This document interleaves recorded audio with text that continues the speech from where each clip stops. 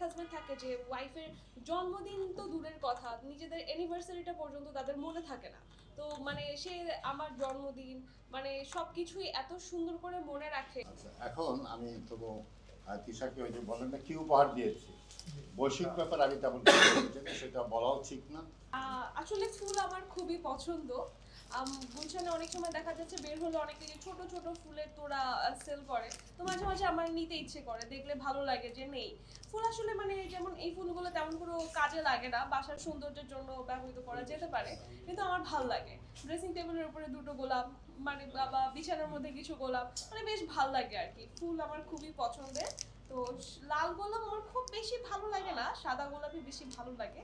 সাদা গোলাপ ওর পাশে দাঁড়িয়ে আছে। আচ্ছা, তো সাদা গোলাপ সে আমাকে গত বছর দিয়েছিল। এবছর আমি জানতামও না সে কখন ফুল তুলবে। মানে আসলে এই বছর আমরা এত বেশি ব্যস্ত, অনেক ব্যস্ততার মাঝে কেটেছে। আমি চিন্তাও করি নাই যে সে এতটুকু আয়োজন করতে পারবে, এত ব্যস্ততার মাঝে এইটুকু সময় বের করে। মানুষ চেষ্টা করে, আসলে সেটাই অনেক বড়। কেউ যখন আমরা দেখছি যে সে চেষ্টা করছে, কাউকে খুশি করার চেষ্টা করছে, এই চেষ্টাটুকুই বড়। সে যদি মানে মন থেকে কিছু করতে চায়, আমি মনে করি যে সেটাকে প্রায়োরিটি দেওয়া উচিত। তো সে চেষ্টা তো অবশ্যই করেছে, তারপরে মানে আমার পছন্দের অনেক কিছুই করেছে, এই জন্য আমার খুবই ভালো লাগছে। Thank you. বিশেষ কোনো মুহূর্তের কথা কি মনে পড়ে যে এই কবিতাটা লিখতে তিশা আপনার পাশে ছিল? না, ও পাশে ছিল না এমন কবিতা এখানে আছে, কারণ ওর যখন বন্দি জীবনে ছিল সেই কবিতা আছে। কারণ প্রেমিক প্রেমিকারা কি প্রত্যাশা করে এই কবিতার প্রতি? একটা হয়েছে কি, আমি আগে অনেকবার বলছি আপনাদের, যে আপনি কিভাবে সুখ আহরণ করেন, আপনি কিভাবে শিক্ষা নেন, অনেক কিছু আপনার উপর ডিপেন্ড করবে।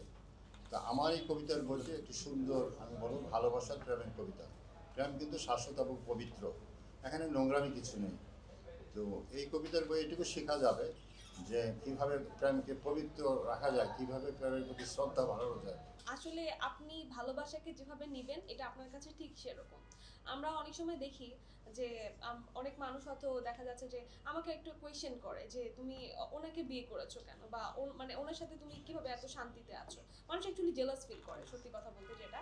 তো যখন আমি মানে অনেক হাজবেন্ড থাকে যে ওয়াইফের জন্মদিন তো দূরের কথা, নিজেদের অ্যানিভার্সারিটা পর্যন্ত তাদের মনে থাকে না। তো মানে সে আমার জন্মদিন মানে সবকিছুই এত সুন্দর করে মনে রাখে আর চেষ্টা করে যে সেলিব্রেট করা। যেমন আমি গতকালকের কথাই বলি, রাতের বেলা আমরা এত মানে সে এত বেশি একটা কাজের প্রেশারে ছিল যে দুপুরের লাঞ্চটা করেছে সে 6টা বাজে। তো আমি মানে আমরা খুব বেশি ব্যস্ত ছিলাম, যার কারণে আমি হয়তো ভাবতে পারিনি সে রাতের বেলা একটা ছোটখাটো আয়োজন করতে পারবে বা সেটা অ্যারেঞ্জ করতে পারবে। এটা আমার চিন্তার বাহিরে ছিল। কিন্তু আমি দেখেছি যে না, সে রাতের বেলায় যেভাবে হোক কিছু একটা, মানে ঠিক রাত 12টার দিকেই বলা যেতে পারে, যে খুব সুন্দর একটা আয়োজন করেছে। জিনিসটা আমার খুব ভালো লেগেছে, যে এটাই আসলে ভালোবাসা। আপনি আপনার প্রিয় মানুষকে কিভাবে খুশি করতে পারছেন বা কিভাবে খুশি রাখছেন, কিভাবে তার সুখটা আপনি দেখছেন, এটা ভালোবাসা। আমার কাছে এটাই মনে হয়।